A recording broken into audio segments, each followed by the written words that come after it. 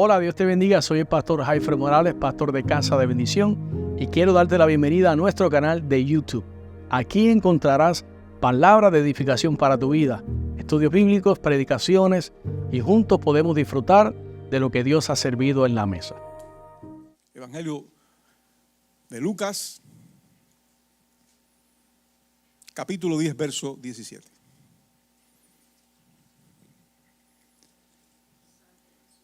Y dice: volvieron los 70 con gozo, diciendo: Señor, aún los demonios se nos sujetan en tu nombre. Y les dijo: yo veía a Satanás caer del cielo como un rayo. Y aquí os doy potestad de hollar serpientes y escorpiones y sobre toda fuerza del enemigo, y nada os dañará. Y los que han recibido a Cristo ahora se viran hacia el lado y le dicen al que está al lado: tengo autoridad en el nombre de Cristo para hollar serpientes y escorpiones. ¿Verdad? Dice la Escritura que la fe viene por el oír, y el oír por la palabra de Dios. Es decir, esto que repetimos y que creemos se convierte en un hecho en nuestras vidas. Y aquí les dice él a sus discípulos 70 que él envió: os doy potestad de hollar serpientes y escorpiones y sobre toda fuerza del enemigo, y nada os dañará. Pero no os regocijéis de que los espíritus se os sujetan. No os regocijéis por esa autoridad, sino regocijaos de que vuestros nombres están escritos en los cielos. Y oramos. Ahí de pie usted levanta las manos al cielo, al Señor que está sentado a la diestra del Padre en las alturas, porque el Espíritu Santo se mueve entre nosotros, está aquí, tiene el ministerio de la iglesia, nos ha dado el ministerio de la reconciliación y nos asiste como un consolador, pero Jesús está sentado a la diestra y levantamos la mano hasta Jesús, o apuntando hacia allá donde creemos que Él está, donde sabemos que está, y le decimos: Señor de la gloria, Dios de los ejércitos, Padre, venimos en el nombre de Jesús, venimos por el poder de la sangre derramada en el Calvario que nos ha limpiado de pecado, no por nuestros méritos, sino por los méritos de Jesús. Señor, clamamos a ti, nos acercamos a ti confiadamente, Señor, pidiéndote que esta palabra nos ministre, que todo lo que hayamos de comentar esta mañana venga guiado por ti, Señor, que toda palabra que salga de mi boca sea guiada por ti, Señor, respaldada por ti. Ministra nuestros corazones, ayúdanos a comprender, Señor, el plan que tienes para Casa de Bendición y para cada una de las vidas individuales acá reunidas. Ayúdanos, Dios, ayúdame a mí como predicador en mi debilidad, Señor, en el nombre de Jesús. Ayúdame, Señor, a impartir, a compartir, a expresar todo el consejo balanceado de la palabra de Dios. Te doy gracias, Espíritu Santo, te doy gracias, Dios eterno, por el privilegio de compartir tu palabra, por el privilegio de adorarte. Gracias por la salvación tan grande que tú nos has provisto a los que en ti hemos creído, Dios, en el nombre de Jesús. Te doy muchas gracias, Padre. Y tu iglesia redimida por la sangre preciosa de Jesucristo dice: amén y amén. Un discípulo cristiano, y esta es la línea de pensamiento que vamos a estar compartiendo. Un discípulo cristiano es alguien enviado por Dios con un propósito eterno bajo la cobertura y única autoridad de Jesucristo. Y lo repito, un discípulo cristiano es alguien enviado por Dios con un propósito eterno bajo la cobertura y única autoridad de Jesucristo. Aleluya. ¿Quiénes se consideran discípulos de Cristo aquí ahora mismo? Yo no digo creyentes, yo digo discípulos. Nos consideramos discípulos, ¿verdad? Y si somos discípulos, pues tenemos un propósito en la vida. ¿Cuál es el propósito de la vida para un discípulo de Dios? Me pregunto yo. Es una pregunta retórica. Piénsela en su lugar, no tiene que responderme obviamente en este minuto, pero lo podemos pensar. ¿Cuál será mi propósito en la vida como discípulo de Jesucristo, como rescatado por el poder de la sangre victoriosa del Cordero, la sangre como la de un Cordero sin mancha? ¿Cuál es mi propósito? Esta pregunta nos la debemos hacer siempre, a menudo. Yo creo que si algo ha sucedido en nuestras vidas por el conocimiento de Jesucristo, por la aceptación del sacrificio suficiente ahí en la cruz, es que eso nos ha dado un propósito, al menos un nuevo propósito. Ahora nuestro propósito no tienen que ser las riquezas. No estamos en contra de las riquezas, no estamos en contra de los bienes materiales, pero nuestro propósito en la vida no puede ser para nada los bienes materiales, las riquezas. Ahora nuestro propósito no es ser famoso. Ahora nuestro propósito no es tener una vida de quietud, estar, ¿verdad? Tener una especie de cabaña en una montaña donde corren unos riachuelos hermosos y uno estar apartado allí leyéndose los libros que uno quiso leerse. Ese no es el propósito de la vida. Por lo menos la de un discípulo. ¿Cuál será el propósito de la vida de un discípulo de Cristo? Yo sé que muchos de ustedes están pensando en su corazón ya, pero lo compartimos. Eso nos lo dijo Jesús. Jesús en el capítulo 17 del Evangelio del apóstol Juan, verso 3. Él está orando. El capítulo 17 es un capítulo interesante porque él está orando allí por sus discípulos y por los que habrían de ser sus discípulos. Y en este verso específico dice, y esta es la vida eterna. Oigan, en el concepto del Dios de los cielos encarnado, ¿cuál es la vida eterna? Dice, la vida eterna es que te conozcan a ti, el único Dios verdadero, y a Jesucristo, a quien has enviado. Si usted tiene alguna duda, en algún momento hemos tenido duda de cuál es el propósito de mi vida, conocer a Dios, que es la vida eterna, al único Dios verdadero, y a Jesucristo, a quien has enviado. Entonces, algunos podríamos decir, sí, pero ya yo cumplí con ese propósito. Bueno, no es tan fácil. Estamos caminando, ¿verdad?, por el camino angosto. Y la salvación no es por obras, como ya sabemos, pero estamos en el camino angosto. Estamos andando por ahí. Hay una relación directa entre nuestro propósito, el conocimiento de Dios, el conocimiento de su voluntad perfecta y la vida eterna. Es decir, nótese, tenemos un propósito, que es conocer a Dios, el cual es en sí mismo la vida eterna.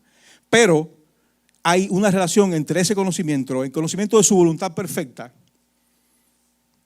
el conocimiento de nuestro propósito en la vida y la vida eterna. Es decir, no hay vida eterna si no tenemos claro el propósito de nuestra vida. Estamos fallando. Porque también se puede hacer una oración de fe, esa famosa oración de fe. Yo te confieso, escribe mi nombre en el libro de la vida y que sea de dientes para afuera. Es decir, discípulos significa que marcamos la diferencia, que obedecemos y que seguimos. Nuestra vida carece de propósito si no conocemos personalmente a Dios. Hay que conocer personalmente a Dios. Jesús siempre se enfocaba en la condición de que ellos fueran, a los que Él les habló, a los que Él les predicó, e incluso a nosotros, discípulos. La actitud de los discípulos tiene que ser la actitud de un seguidor. En la vocación de discípulos, de aquellos que desean dejarlo todo para seguirlo a Él. Miren, vamos a meditarlo bien. ¿Estamos dispuestos a dejarlo todo para seguirlo a Él? Eso es lo que Él propone, eso es lo que Él dice. A veces se hace bien épico, o sea, como voy a la guerra y sí, yo voy y yo sigo. Y entonces viene la tristeza, viene la melancolía, viene una situación, una aflicción determinada y entonces damos un paso atrás. ¿Verdad? Pero la verdad no ha cambiado para nada.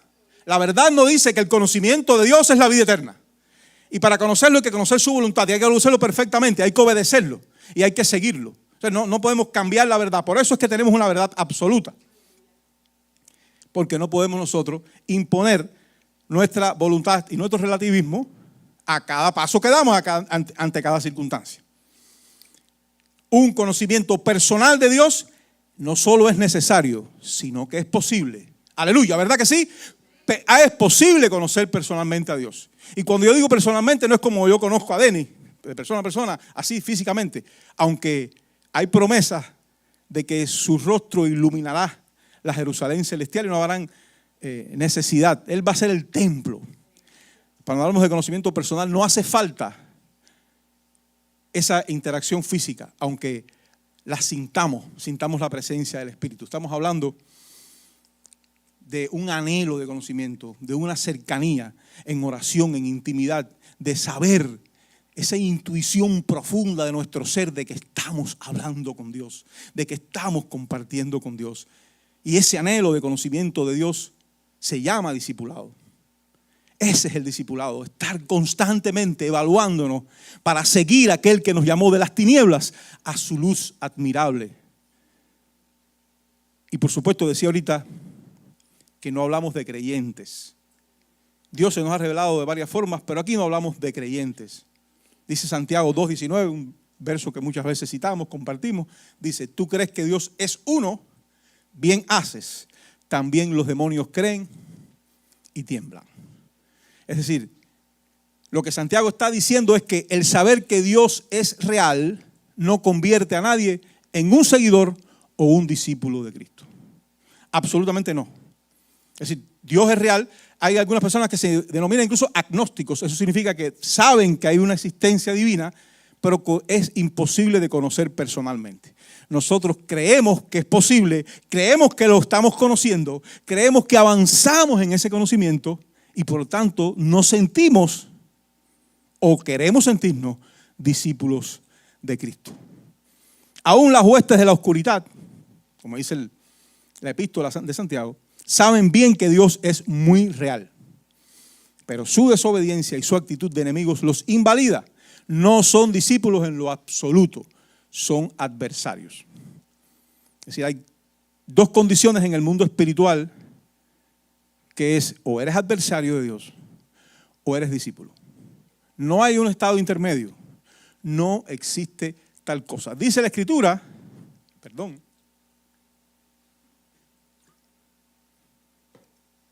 en cierto lugar, que Dios está airado con el impío todo el día. Para eso tuvo que venir Cristo, para romper esa situación. Y es a través de su sacrificio que nosotros alcanzamos ese conocimiento, esa realización, esa interacción personal con el Dios creador de todo lo que existe. Decía yo que aún las huestes de la oscuridad saben bien que Dios es muy real, pero su desobediencia y su actitud de enemigo los invalida. Son adversarios. El enfoque del Nuevo Testamento es que todos los que reciben el don de la vida eterna a través del perdón de sus pecados se conviertan cada día en discípulos de Jesús a través de su señorío en nuestras vidas. Todos queremos la salvación, pero pocos aceptan el señorío, ¿verdad? Todos queremos ser salvos, todos tenemos un problema y es que estamos enemistados con Dios, es que nos va mal en la economía, es que de repente tengo una enfermedad, es que mañana algo va a suceder, es que pasado sucede, es que mi vida, y yo quiero que alguien me salve, quiero que alguien me rescate de esta situación, pero solo quiero ser rescatado y seguir viviendo en mi vana manera de vivir. No acepto el señorío de Jesucristo. El señorío de Cristo significa que Jesús es nuestro amo. Nosotros en Jesús tenemos que tener un amo, si no, no somos discípulos, ni siquiera hemos aceptado a Jesucristo como Señor y Salvador. Jesucristo es nuestro dueño, es nuestro guía. Él sobre nosotros fijará sus ojos y nos hará entender el camino en el que debemos andar. Es nuestro rey. Es un rey que hay que obedecer. Tiene la soberanía sobre el gobierno universal. Es un rey soberano. Es el todopoderoso rey de reyes y señor de señores, que lo lleva escrito en su vestidura y en su muslo, ahí en la revelación de Jesucristo en el Apocalipsis al apóstol Juan. Y que además su palabra revelada es nuestra regla de fe y de conducta. Yo parece que estoy diciendo esto aquí como una clase de escuela dominical de niños, pero que la Biblia es nuestra regla de fe y conducta.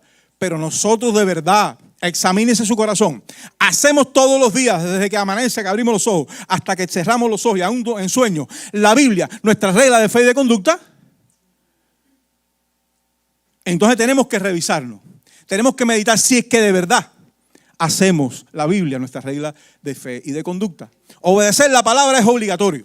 O sea, esto no, como decía el pastor el domingo pasado, creo que fue, esto no es un grupo de sugerencias, un manual de cocina, y usted le echa un poquito más de sal, un poquito menos, no le voy a echar canela a un plato de frijoles. Canela, frijoles, bueno, por eso lo hago yo, porque es mi gusto, y qué sé yo. O sea, no funciona así. La Biblia es obligatoria.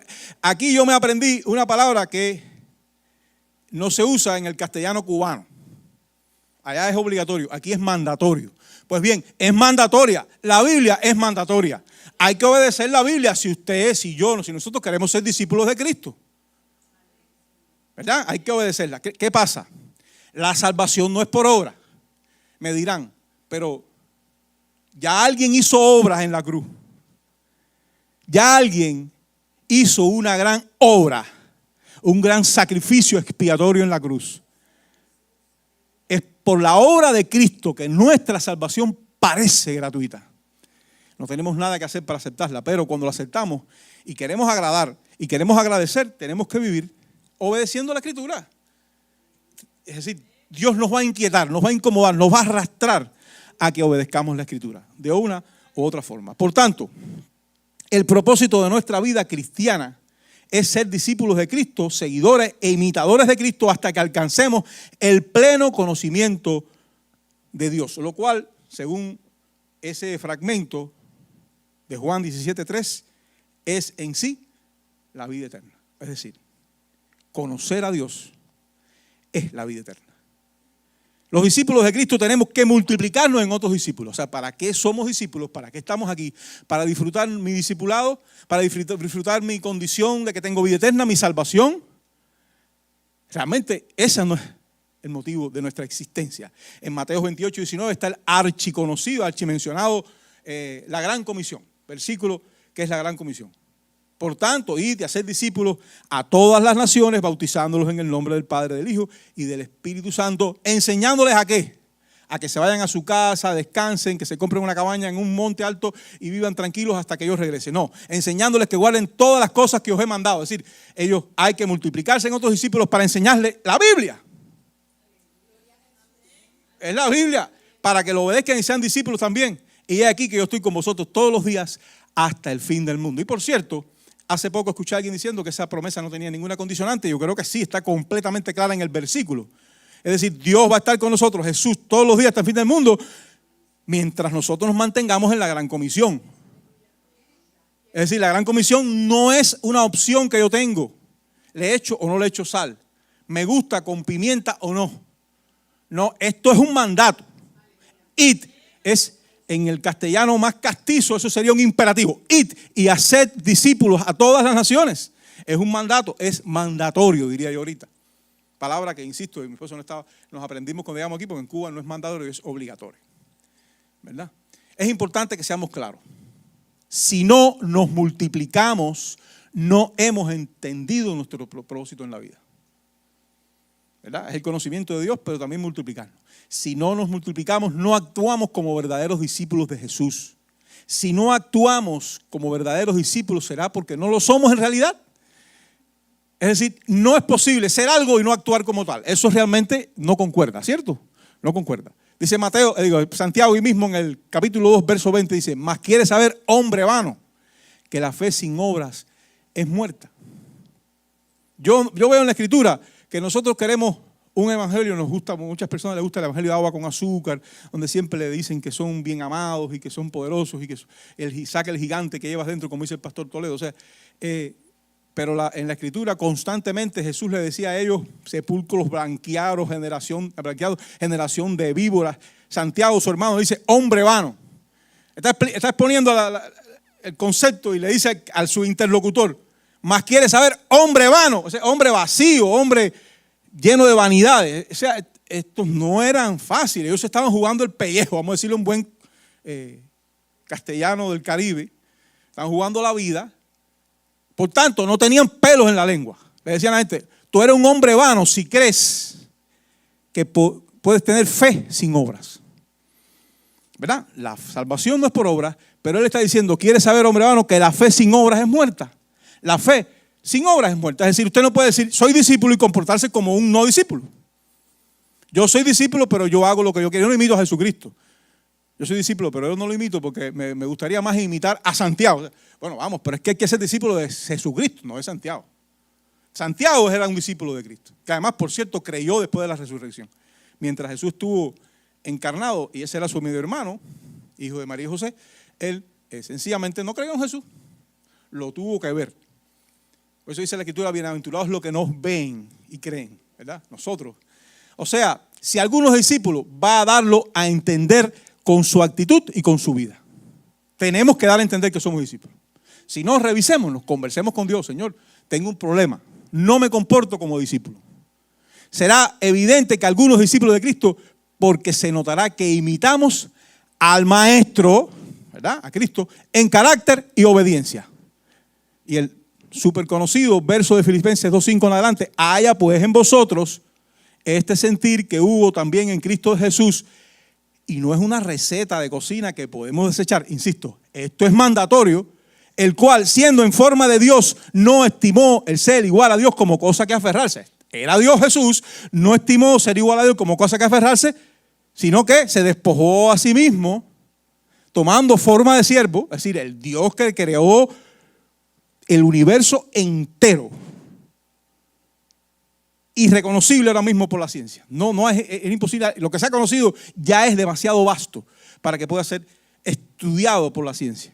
Pues ese se humilló haciéndose obediente, tomando forma de siervo, hecho semejante a los hombres, y estando en la condición de hombre, se humilló a sí mismo haciéndose obediente hasta la muerte, y muerte de cruz. Ese es el discipulado que Cristo quiere en nosotros. El Maestro, Jesús, vino con un propósito, con una misión y con un plan. Vino a enseñar el camino en que debemos andar para que le sigamos. El Rey, Jesús, vino a armarse un ejército de seguidores para realizar su plan de salvación. ¿Cuántos son del ejército de seguidores? El Cordero vino a quitar el pecado con un sacrificio impensable. Impensable. El Dios eterno, el Padre, puso al Hijo allí en la cruz para ejecutar un sacrificio impensable en nuestra mentalidad humana. ¿Verdad que sí? A nadie quiere ver a su hijo en la cruz, allí maltratándolo y dejarlo por un grupo de pecadores nefastos. Si imitamos al Maestro, si seguimos al Rey, si sentimos el amor sacrificial del Cordero, pues entonces estamos andando en el propósito total de nuestra vida. Y repito, un discípulo cristiano es alguien enviado por Dios con un propósito eterno bajo la cobertura y única autoridad de Jesucristo.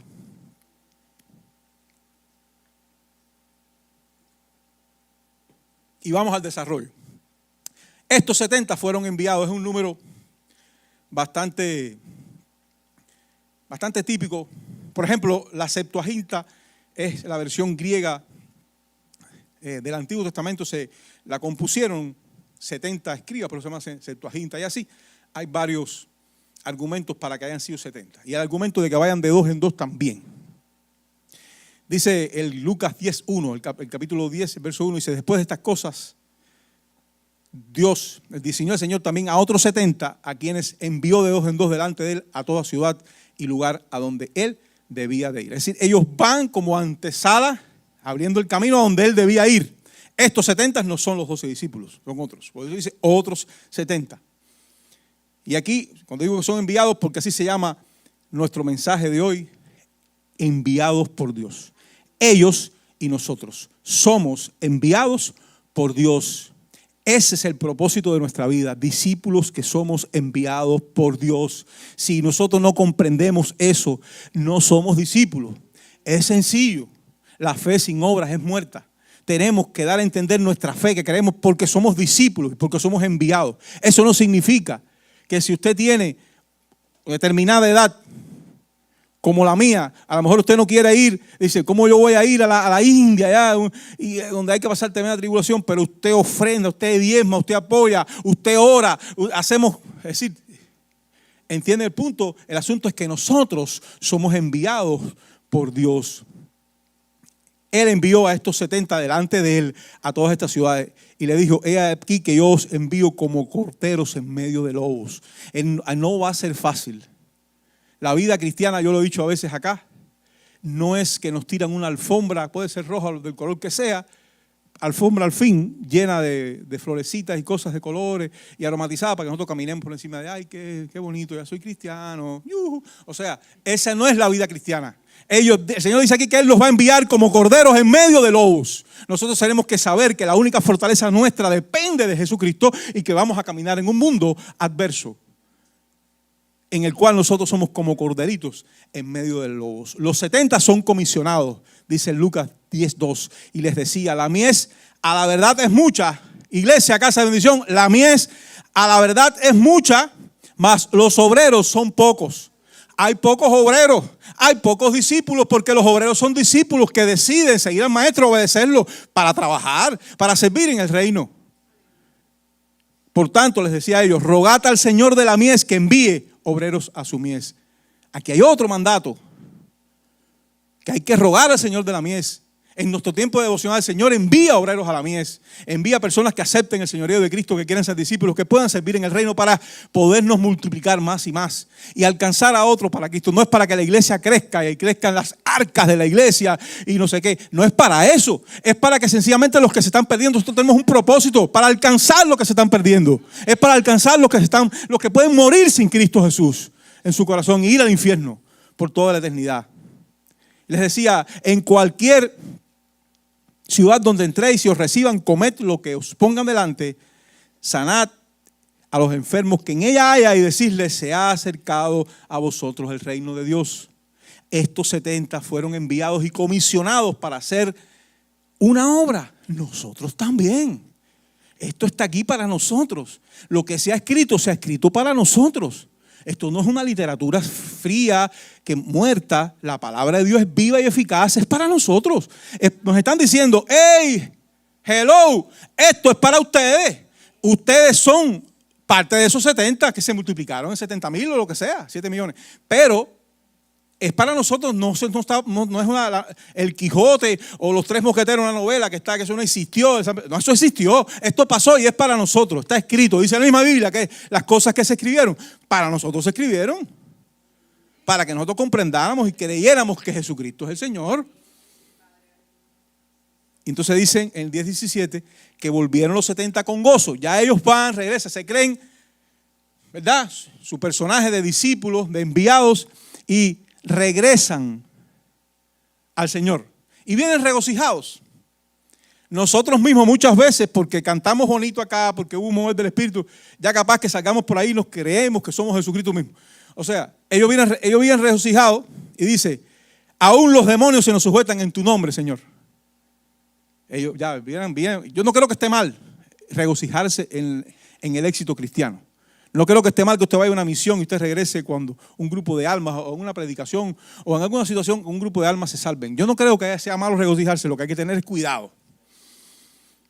Y les dijo, yo veía a Satanás caer del cielo como un rayo. He aquí os doy potestad de hollar serpientes y escorpiones y sobre toda fuerza del enemigo y nada os dañará. Pero no os regocijéis de que los espíritus se os sujetan, sino regocijaos de que vuestros nombres están escritos en los cielos. Y vamos al primer tópico.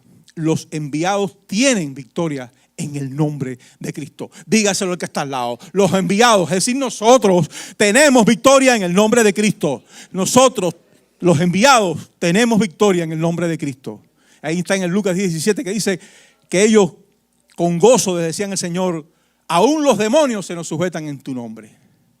Ellos estaban felices. Yo no creo que haya nada malo, pero puede ser muy peligroso. De hecho, hay bastantes situaciones equivocadas por ahí. En Juan 8:31 vamos a arrojar un poco de luz en este tema del nombre de Cristo, porque no hay un poder místico en el nombre de Cristo, del mismo modo que no hay un poder místico en la sangre de Cristo, ¿verdad? Es todo, vamos a mirarlo poquito a poco para que no nos perdamos. No hay un poder místico. Místico significa que usted cree que el nombre de Cristo es como un amuleto, ¿verdad? Cuando estaba en la brujería o en lo que fuera que alguno de nosotros tuviera, te daban una cosita, un tarequito, un amuleto. Sí, tú te ponías en el bolsillo, en la camisa, donde sea. Y entonces eso no había quien te tocara con aquella cosa. Bueno, pues el nombre de Jesús no es un amuleto. Usted puede que lo diga Jesús González. El nombre de Jesús no es un amuleto. ¿Sí? Que este es el jefe de los Ujieres. No es un amuleto el nombre de Jesús. El nombre de Jesús implica otra cosa. Dice en el Evangelio de Juan 8:31, dijo entonces Jesús a los judíos que habían creído en él, si vosotros permanecéis en mi palabra, seréis verdaderamente mis discípulos y conoceréis la verdad y la verdad os hará libre. Lo conocemos, ¿verdad que sí?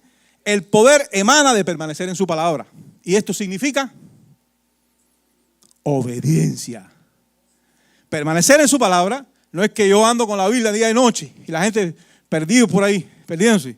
No predico, no le hablo a nadie, yo estoy con la Biblia y duermo con la Biblia, yo permanezco en su palabra.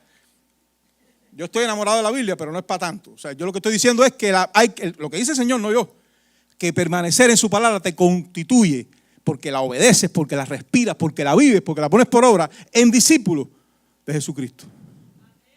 Ser discípulo significa permanecer en su palabra. El conocimiento de Dios, es decir, de la verdad. ¿Qué dijo él? Yo soy el camino y la verdad y la vida. La verdad es Cristo. El conocimiento de Dios, es decir, de la verdad, proviene de permanecer en su palabra. Su palabra es verdad. Los cielos y la tierra pasarán, mas su palabra no pasará. La libertad gloriosa, como diría Pablo, de los hijos de Dios proviene ¿de qué? De permanecer en su palabra. No emana de el poder del nombre de Jesús, así como algo místico, como un amuleto que digamos, sino es que permanecemos en su palabra. Porque los demonios creen y tiemblan, creen que hay Dios, pero no son obedientes a su palabra. No permanecen en su palabra, no conocen su palabra. Algo más de luz. En Juan 15:7 dice, si permanecéis en mí, un poco más adelante, 7 versículos más adelante, de capítulos, le dice, si permanecéis en mí, mis palabras permanecen en vosotros. En el primero, él está hablándole a los fariseos, a los judíos. ¿Verdad? Si ustedes conocen, permanecen en mí y mi palabra permanece en vosotros, seréis verdaderamente mis discípulos. Pero en este está hablando con los discípulos y ya dice, si permanecéis en mí y mis palabras permanecen en vosotros, pedid todo lo que queréis y os será hecho. En esto es glorificado mi Padre, en que llevéis mucho fruto y seáis así mis discípulos. El poder contra las tinieblas procede de permanecer en Cristo y en su palabra. Usted quiere tener victoria. Usted quiere tener victoria sobre la enfermedad, sobre las tinieblas, sobre los demonios. Permanezca en Cristo y permanezca en la palabra de Jesucristo. Y permanezca en la palabra de Dios. Porque dice él arriba que si mis palabras permanecen en vosotros y ustedes permanecen en mí, pedid todo lo que queréis y os será hecho. Él les asegura a sus discípulos aquí que podrán pedir todo lo que quieran que les sería hecho si permanecían en él y en su palabra. Se trata de pedir conforme a sus propósitos. Recuérdense que siempre la fórmula de pedir es conforme a su voluntad y a sus propósitos. Glorificamos al Padre al permanecer en Cristo, su palabra, por lo cual nos hará dar frutos como verdaderos discípulos, porque dice el verso 15:8, en esto es glorificado mi Padre, en que llevéis mucho fruto y seáis así mis discípulos. ¿Qué significa dar fruto? Significa que cumplimos el propósito para el cual fuimos rescatados, salvados. Si llevamos frutos, si damos frutos, el Padre es glorificado en nosotros. Si no lo hacemos, no hay gloria para el Padre. Estamos fracasando en la vida cristiana. Es así de simple.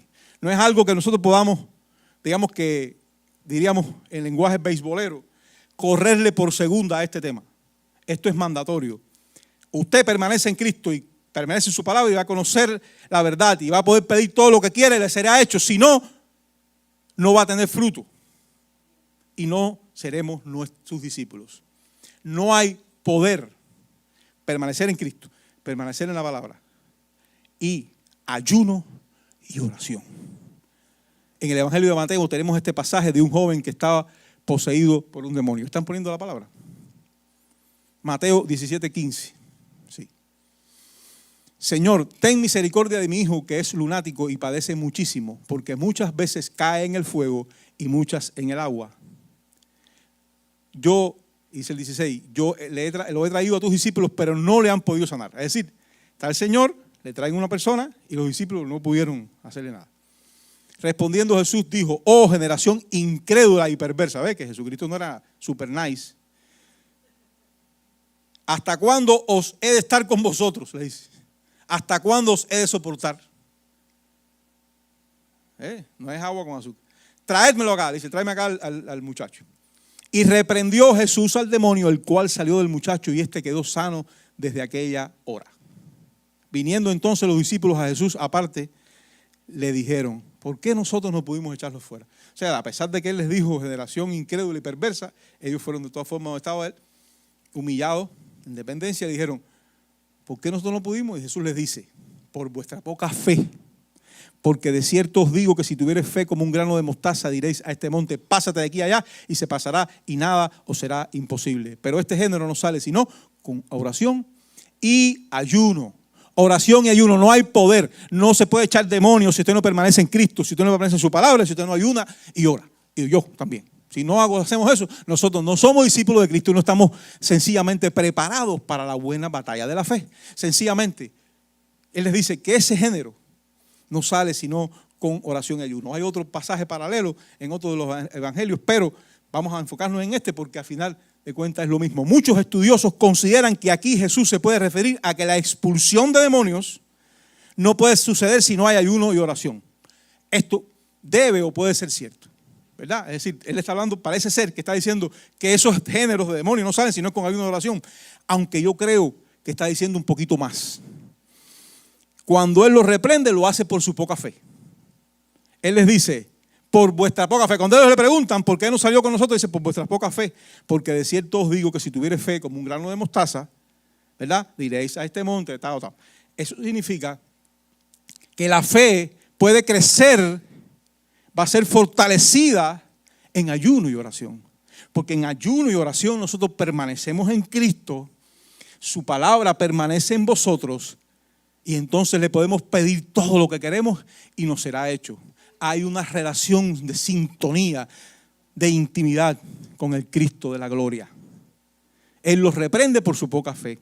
En todo caso, no hay poder posible contra las tinieblas si no es por medio de una vida de ayuno y oración sacrificada y disciplinada. Hay que orar.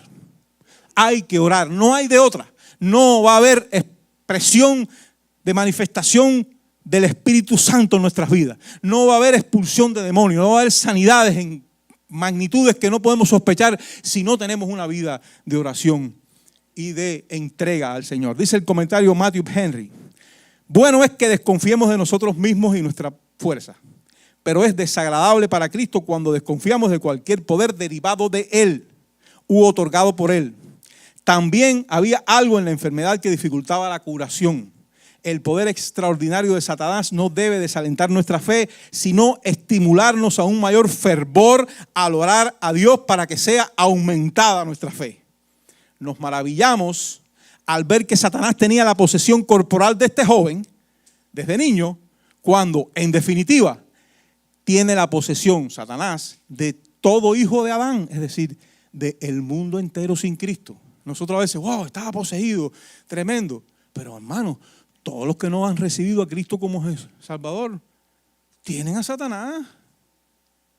Están guiados y gobernados por el maligno. Es decir, una aceptación del señorío de Cristo es una liberación del demonio en última instancia. En el ayuno y la oración somos cimentados en Cristo. Nuestra fe crecerá y tendremos comunión con el dador de la vida, de quien emana todo el poder. Segundo tópico. Los enviados tienen autoridad dada por Cristo. Así empezamos el servicio, ¿verdad? Por lo menos la predicación. Tenemos autoridad. Ellos regresan y le dice el Señor: yo veía a Satanás caer del cielo como un rayo. He aquí, os doy potestad de hollar serpientes y escorpiones y sobre toda fuerza del enemigo y nada os dañará. Nosotros muchas veces olvidamos esto. Nosotros no solamente nos olvidamos de orar y de estudiar la palabra, nos olvidamos de que tenemos autoridad. ¿Pero por qué nos olvidamos que tenemos autoridad? Porque no oramos y no pasamos tiempo en la palabra. Es decir, tenemos autoridad dada por Cristo. Nosotros tenemos autoridad para hollar serpientes y escorpiones y sobre toda fuerza del maligno y nada, dice la Escritura, nos dañará. Obviamente, si usted va sin orar y sin ayunar, por mucha autoridad que usted crea que tiene, posiblemente los demonios, como en ese pasaje de los libros de los Hechos, le den unos cuantos golpes. Por tanto, es imperativo, mandatorio, que oremos y ayunemos para echar la buena batalla de la fe, la guerra espiritual. Entonces, Jesús ha visto a Satanás caer. O sea, Él les está diciendo allí: yo veía a Satanás caer desde el cielo como un rayo. Hay divergencia entre los estudiosos, entre los comentaristas, pero indudablemente hay una referencia a Isaías 14:12 como en la que el Señor le dice: como caíste del cielo, oh lucero, hijo de la mañana, cortado fuiste por tierra, tú que debilitabas las naciones.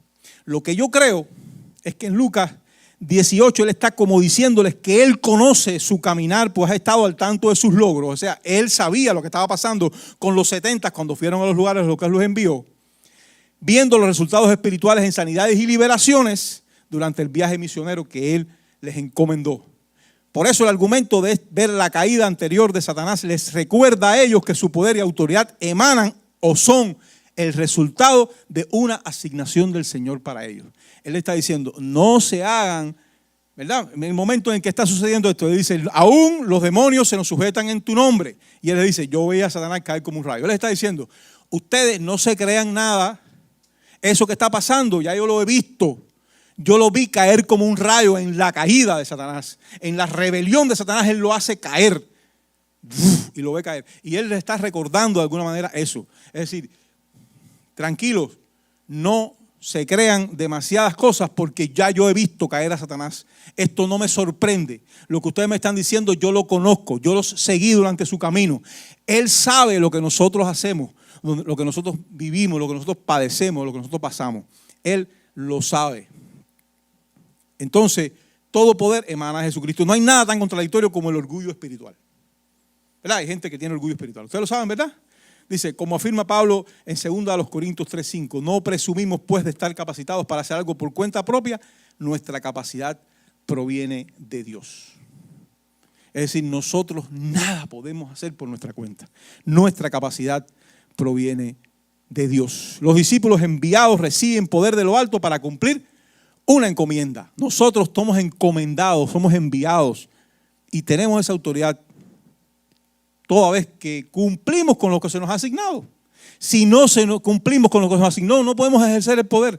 No puede haber poder para echar fuera demonios, para sanar enfermedades, para predicar el evangelio, para que alguien lo acepte, alguien se convenza, si no estamos nosotros pasados por el ayuno y la oración, por el conocimiento de la Escritura. Sencillamente, eso es bastante imposible de que suceda.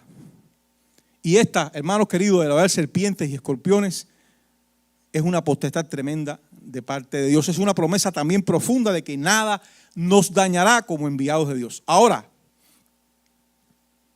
esto significa el resultado de nuestra vida como discípulos.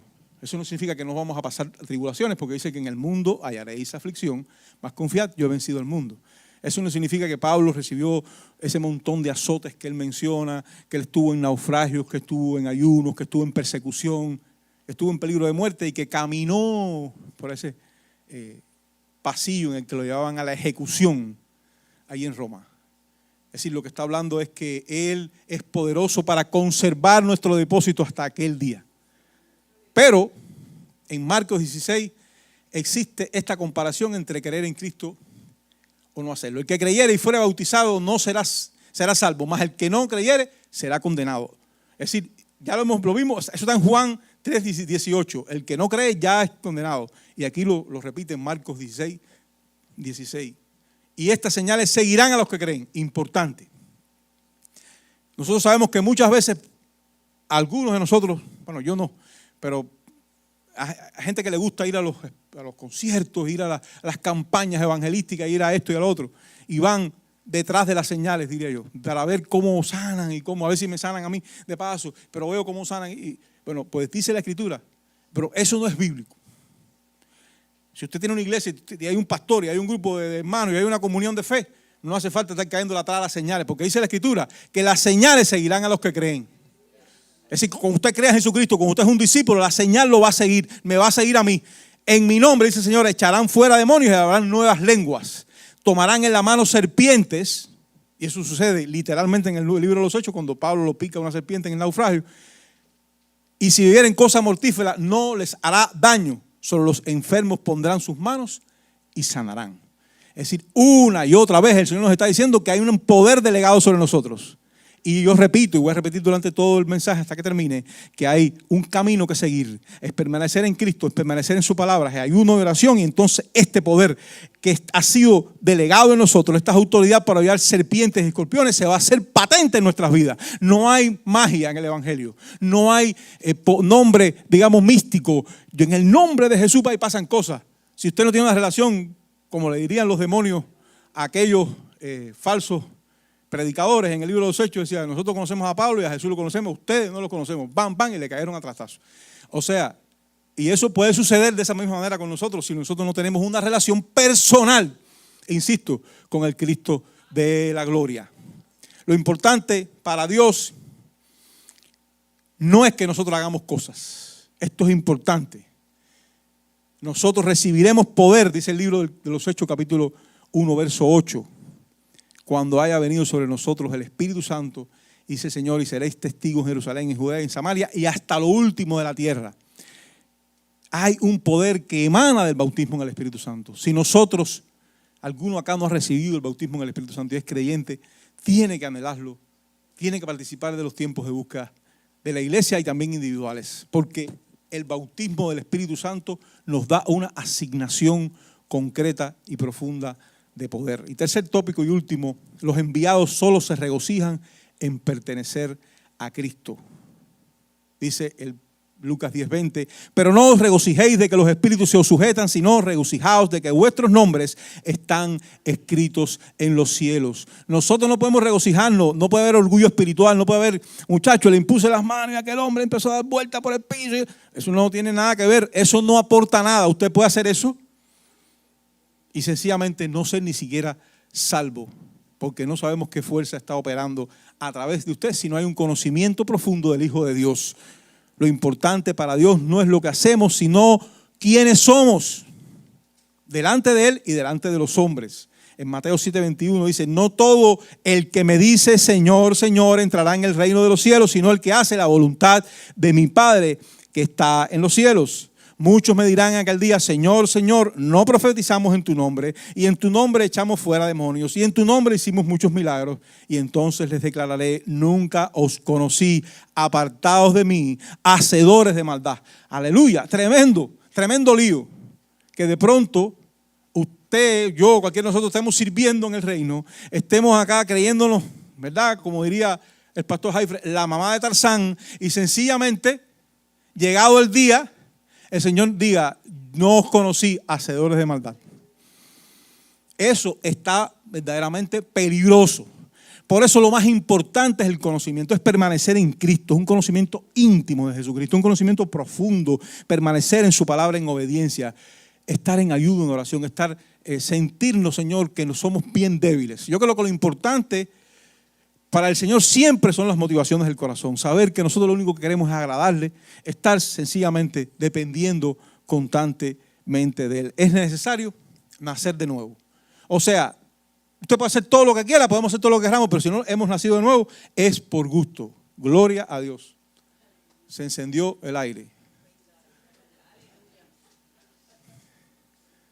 Estoy a 1 milímetro de derretirme. Entonces, es necesario nacer de nuevo.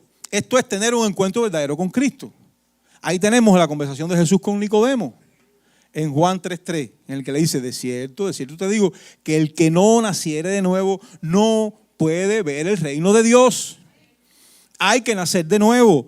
Puede suceder que de pronto usted eche demonio, pero yo no sé de qué manera quién puede echar demonio si no nació de nuevo, pero parece, según el pasaje de Mateo, de que habían unos que echaban demonios, que profetizaban y Dios en el nombre de Cristo, y él le dice, nunca los conocí, hacedores de maldad, porque también puede suceder que haya pecado en el corazón, que haya impiedad y que sencillamente nunca se haya sido salvo, nunca se haya recibido a Cristo en el corazón de verdad, ha sido de dientes para afuera. Sencillamente, nosotros todos hay que nacer de nuevo. Ahora, ¿cómo es eso? Bueno, hay que reconocer a Cristo como Señor y Salvador y obedecer, permanecer en Él, permanecer en su palabra, permanecer en ayuno y oración. Hay que nacer de nuevo. El mismo Nicodemo era un maestro de la ley y él le dice, pero tú eres maestro de la ley y no conoces de esto. O sea, ¿cómo es que tú no sabes que hay que nacer de nuevo? Es decir, hay que nacer de lo espiritual. Tenemos que nacer de nuevo. Aquí se ha hablado bastante en los últimos tiempos de este tema de nacer de nuevo y yo creo que eso es todo un tópico grandísimo y profundo, pero hay que nacer de nuevo. Se nace de nuevo cuando se confía y se cree en el sacrificio suficiente de Jesucristo en la cruz, cuando se vive prendido del manto de Cristo, cuando nos negamos a nosotros cada día, tomamos nuestra cruz, que significa que crucificamos una y otra vez nuestra condición pecaminosa y seguimos en pos de Cristo cada día. Eso da muestra por nuestras obras de que tenemos fe y por tanto de que hemos nacido de nuevo. Si nosotros tenemos una conducta pecaminosa, murmuradora, y somos mentirosos, si andamos con devaneo, si no mantenemos una conducta recta, nosotros no hemos nacido de nuevo. A la gente, nadie va a creer que usted nació de nuevo si se permanece de esa manera. Por otro lado, sin santidad nadie verá al Señor. Dice Hebreos 12:14. seguid la paz con todos y la santidad sin la cual nadie verá al Señor. Es decir, es una condición absoluta. Nosotros no podemos tener una vida espiritual profunda, echar fuera demonios, tener éxito en el ministerio si nosotros no vivimos en santidad. Por sus frutos los conoceréis. Es decir, no por sus obras. La Biblia no dice que por sus obras, no es porque echen demonios, sino porque tengan una actitud digna. Una actitud digna de aquel que los llamó, de vivir en santidad. Santidad implica abstenerse de toda fornicación, de todo tipo de mal, de toda mentira, de toda egolatría, de todo egocentrismo, de toda falsedad, ¿verdad? De toda herejía en el reino de los cielos. Los enviados echan la buena batalla de la fe hasta el final. Y usted vaya preparando ahí pensando, Señor, yo quiero echar la buena batalla hasta el final. Yo no soy de los que cree que porque usted se machuca el dedo en la casa y se le vaya una palabra que no puede agradar, ahí usted perdió la salvación. Y usted entonces va, se arrepiente y la recupera. Al otro día, hizo no sé qué cosa, discutió con la esposa y perdí mi salvación y se arrepiente. O sea, eso no funciona de ese modo. Pero hay que vivir en santidad. La santidad se perfecciona en el temor de Dios. Hay que perfeccionar la santidad en el temor de Dios. Eso es que cada día, en cada momento, en cada circunstancia, usted vive, yo, usted, todos vivimos prendidos en oración del Señor. Señor, ayúdame, tengo este problema, reconociendo que somos débiles. Dícele el apóstol Pablo a Timoteo en la primera epístola a Timoteo 6:11. Mas tú, hombre de Dios, huye de estas cosas, de un grupo de cosas que él le había dicho arriba, y sigue la justicia, la piedad, la fe, el amor, la paciencia y la mansedumbre. Pelea la buena batalla de la fe. Echa mano de la vida eterna, a la cual asimismo fuiste llamado, habiendo hecho la profesión de delante de muchos testigos. Yo creo que ahí se manifiesta el discipulado cristiano. Ahí se manifiesta el discipulado cristiano. Hay que pelear la buena batalla de la fe. Hay que echar mano de la vida eterna. Hay que vivir la piedad, que la piedad es el respeto profundo a Dios. Hay que vivir la fe, hay que vivir el amor, hay que vivir la paciencia, la mansedumbre, hay que ser mansos. No hay manera, hermanos queridos, de que podamos alcanzar el propósito para el cual fuimos creados, para el cual fuimos rescatados de nuestra vana manera de vivir, si nosotros no vivimos en santidad, si nosotros no permanecemos en Jesucristo, si no permanecemos en su palabra, si no vivimos una vida de oración. Y estas cosas, insisto, no son una receta que podemos desechar. A mí me gusta de otro modo. Yo no le echo sal, yo le echo tal cosa y así. Esto no es un recetario que podemos ir desechando. Esto es mandatorio. La Biblia es mandatoria. El maestro, como diría yo al principio, vino con un propósito, con una misión y con un plan. Vino a enseñar el camino en que debemos andar para que le sigamos. El rey vino a armarse un ejército que somos nosotros, de seguidores para realizar su plan de salvación para todo el que cree. El Cordero vino a quitar el pecado con un sacrificio impensable. Nosotros, si imitamos al Maestro, si seguimos al Rey, si sentimos el amor sacrificial del Cordero por los que se pierden, pues entonces estamos andando en el propósito total de nuestra vida. Les recuerdo lo que dije desde el inicio.